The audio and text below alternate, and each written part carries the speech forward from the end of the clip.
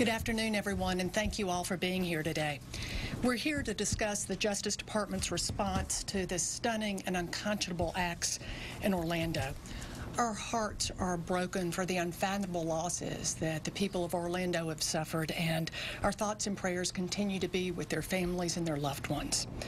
As Attorney General Lynch said yesterday, the full resources of the Department of Justice, which includes the FBI and ATF, the National Security Division at Main Justice, as well as the U.S. Attorney's Office in the Middle District of Georgia, are all supporting the ongoing investigation. Our agents and investigators have been on the ground since the very beginning and have been working around the clock since yesterday, and they'll continue to do so in the days ahead. I want to thank our law enforcement colleagues in Florida for their tireless and extraordinary work so far and their dedication to the ongoing investigation. I've also been in contact with the Attorney General, who is currently on her way back from China and continues to monitor developments in the case. Words really can't express the depth of our sorrow or the measure of our grief for losses that have been suffered by those and lives that have been changed forever. What happened in Orlando yesterday was a horrifying act of evil and terror. For the LGBT community, Pulse was more than just a place to go and celebrate and see friends. It was a place that promised inclusion and freedom to be themselves, the same promise that our country holds for everyone.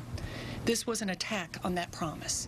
It was an attack on our values as a country and our national community. It was an attack on who we are as a nation and as a people. And our country as a whole stands united in response to this cowardly and despicable act. And so with this, I'll turn things over to Director Comey, who will provide some additional details on where we are in the investigation right now. Thank you, Sally.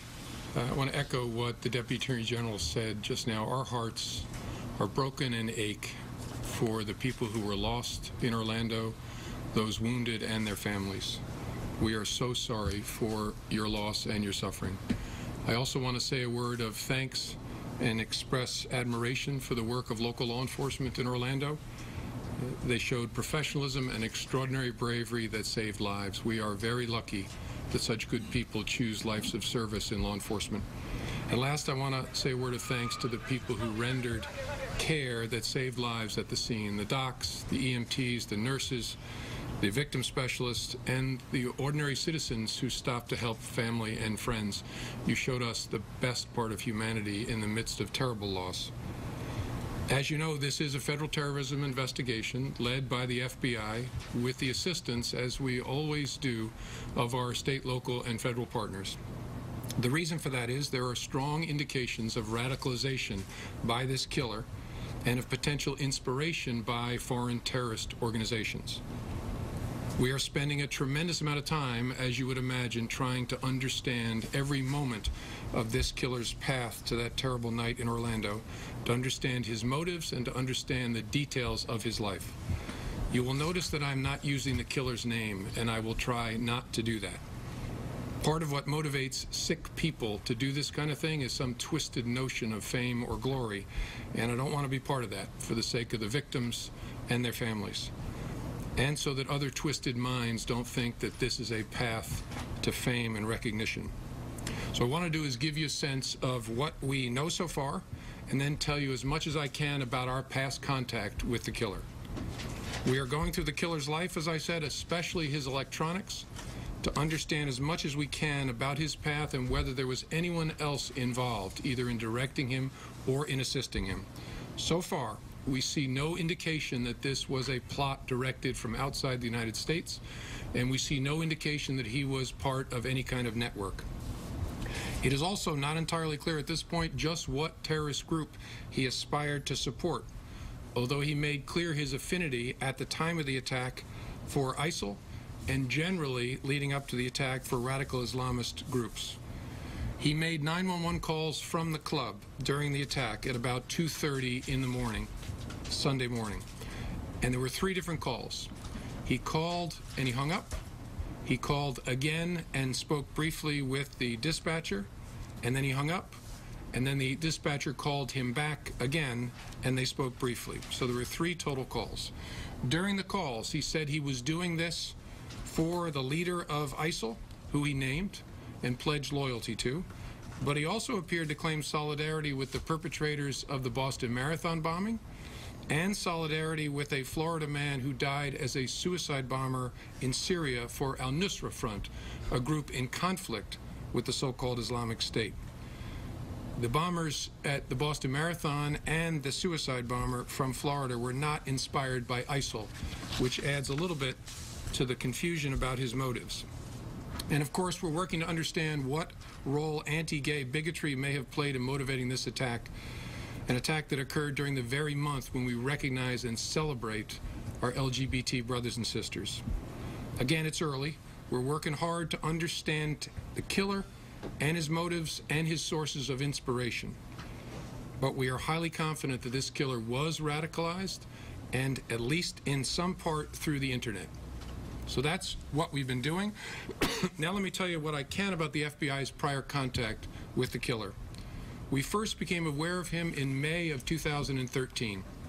He was working as a contract security guard at a local courthouse, and he made some statements that were inflammatory and contradictory that concerned his coworkers about terrorism. First, he claimed family connections to al-Qaeda. He also said that he was a member of Hezbollah, which is a Shia terrorist organization that is a bitter enemy of the so-called Islamic State, ISIL.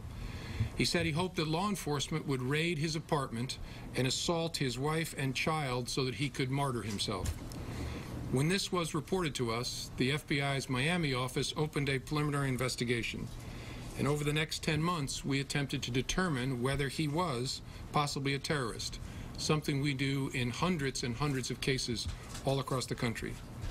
Our investigation involved introducing confidential sources to him, recording conversations with him, following him, reviewing transactional records from his communications, and searching all government holdings for any possible connections, any possible derogatory information. We then interviewed him twice. He admitted making the statements that his coworkers reported, but explained that he did it in anger because he thought his coworkers were discriminating against him and teasing him because he was Muslim. After 10 months of investigation, we closed the preliminary investigation. 2 months later, in July of 2014, the killer's name surfaced again in an indirect way. Our Miami office was investigating the Florida man who had blown himself up for the Nusra Front in Syria. Again, the Nusra Front being an al-Qaeda group in conflict with ISIL. And we learned from the investigation that the killer knew him casually from attending the same mosque in that area of Florida. But our investigation turned up no ties of any consequence between the two of them. In the course of that investigation, one witness told us, when asked, do you know anybody else who might be radicalizing, that he had once been concerned about the killer because the killer had mentioned Alaki videos. But the witness had concluded that he later got married and had a child and got a job as a security guard, and so he was no longer concerned about him. Our investigation again turned and interviewed the killer to find out whether he had any significant contacts with the suicide bomber for al-Nusra, determined that he did not, and then the inquiry continued, focusing on the suicide bomber with no further focus on the Orlando killer. We will continue to look forward in this investigation and backward. We will leave no stone unturned, and we will work all day and all night to understand the path to that terrible night. We're also going to look hard at our own work to see whether there is something we should have done differently. So far, the honest answer is, I don't think so. I don't see anything in reviewing our work that our agents should have done differently, but we'll look at it in an open and honest way and be transparent about it.